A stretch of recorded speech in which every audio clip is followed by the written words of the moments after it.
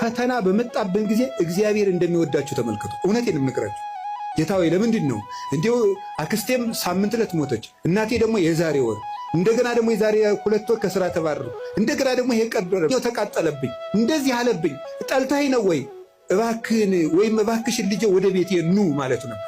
እንዲህ አድርገህ ትፈልገኛለህ ወይ ራስቼ ስለኖርኩ የማስታውስበት መከራ ሰጠኝ ተብሎ ነው መመስገን ያለው። አንተን እንዳስታውስህ የመጥሪያ ደብዳቤ ላክልኝ።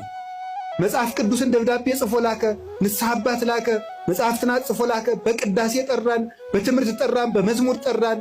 ወንድሞቻችን ሲመጡ በመከራ ጠራን፣ አልተመለስም።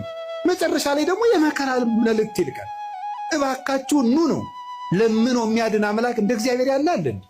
ለምኖ እኮ ነው የሚያድን። አሁን ሙሴን አላያችሁትም? እንዴት አስፈራርቶ መመለስ እንደፈለገ። እስራኤል ጣዖት ሲያመልኩ ሙሴ አቤት ተወኝ እጄ ላጠፋቸው።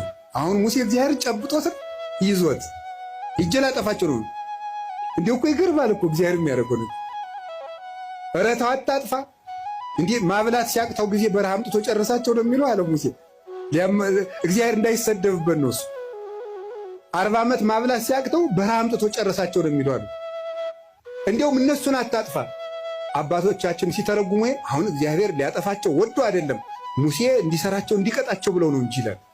እንግዲያስ ሂድና ቀጣ አለው። ሰርቶ ቀጥቶ እስራኤልን ወደ ራሱ ሰበሰባቸው። በማስፈራራት እንድንመለስ እግዚአብሔር ክፉ ነገር እንዲመጣ ያደርጋል። ከቃሉ ጋር ናቸው። ከቃሉ ጋር ናቸው። እግዚአብሔር ከሁላችን